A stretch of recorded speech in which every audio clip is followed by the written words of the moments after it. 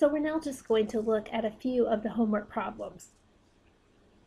Our first problem says 8 times the quantity 4x plus 8 is equal to 11 minus the quantity x plus 2, and we want to solve the equation for x. So we're going to begin by distributing this 8 throughout this parenthesis. And so I'm going to multiply 8 times 4x, and it's going to give me 32x. And I'm going to multiply 8 times 8, and that's going to give me positive 64. And then I'm going to rewrite the rest of the problem until I get right here, and then I'm going to do the same sort of thing. I'm going to distribute this negative through this set of parentheses. So a negative times x is going to be a negative x, and a negative times a 2 is going to be a negative 2. Okay, once that's done, the parentheses are cleared. The next thing that we want to do is we want to go and combine like terms. So there's nothing that I can really combine on the left, but on the right, notice I have an 11 and also a negative 2, which is going to combine 11 minus 2 is 9. And then we have a minus x. All right, our next step is to get the x's on one side of the equation and our numbers on the other side of the equation. So we're going to start moving things around. I'm going to start by adding an x to both sides of the equation. So 32 and 1 make 33x. We're just going to drop our 64 down. And we have a 9, and then this minus x and this plus x cancel out. Remember, your goal is to get everything that has an x on one side and everything that doesn't on the other. So the next thing I need to move is this 64, and I'm going to subtract it off. So that's going to give me 33x. The 64 and the minus 64 is going to cancel.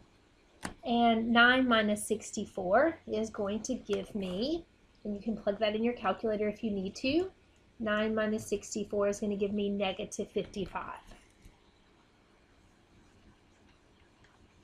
All right, and then the last thing that we need to do is we need to get x by itself. So we have the x multiplied by the 33. To undo that, we're going to divide both sides by 33. And so for our final answer, we're going to have negative 55 over 33. And that fraction is reducible by 11 on both the top and the bottom. So I can divide the top by 11, and I can divide the bottom by 11. That's going to give me negative 5 over positive 3. And remember that these are checkable simply by taking your negative 5/3 and plugging into your equation. Okay, so for our next example, we have a linear equation that has a fraction in it. So if you look at your denominators, you have a denominator of 6 and also a denominator of 3. And what you need to do is you need to find the least common multiple for those two denominators. And so what you might do is come off to the side somewhere and start writing down some multiples of 3 and some multiples of 6. So for 3, you'd have 3, 6, 9, 12, and so forth. And for 6, you'd have 6, 12, 18, and 24. And what you're looking for is the smallest thing that appears in both lists, which would be the 6. So once you find that least common multiple, then what you can do is you can multiply each fraction in this problem by that number. And so I'm going to take just a second and kind of set it up. So I'm going to multiply 6 times 5 over 6x. And I'm going to multiply 6 times 3x. And I'm going to multiply 6 times 8/3.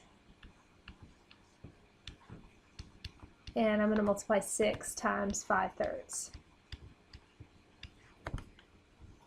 And so when we go now to look at what cancels, we note that this 6 and this 6 cancel,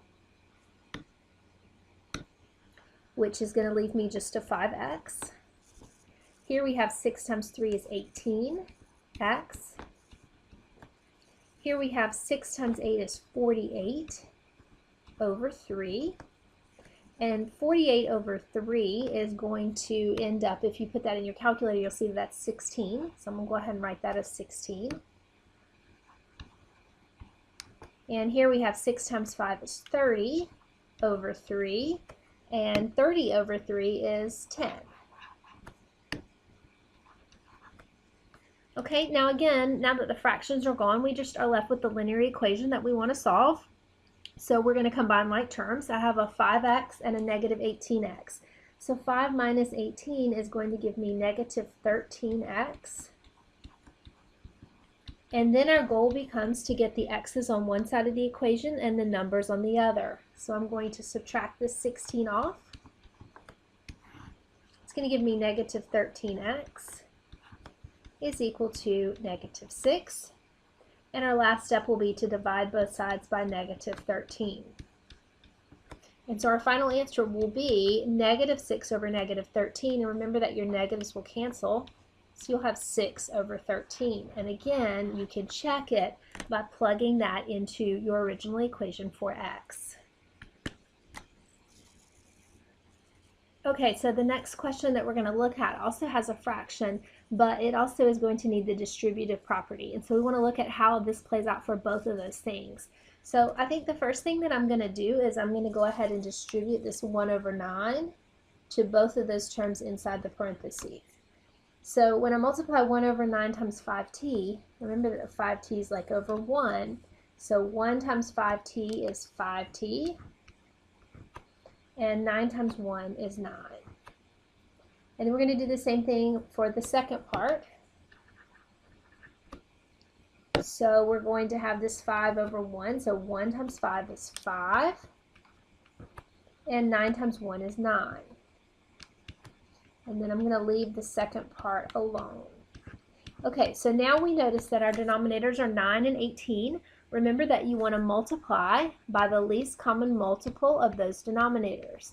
And so you can write out some multiples of 9, and you can write out some multiples of 18.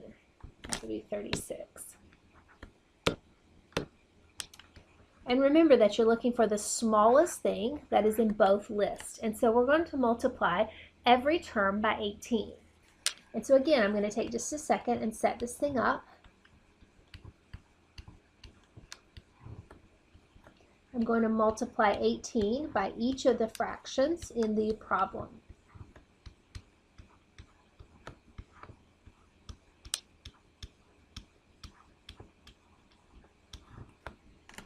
Okay, so now as we start to do it, we're going to first do 18 times 5, which is going to give me 90t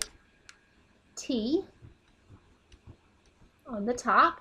And that 18 is over 1, so 1 times 9 is 9.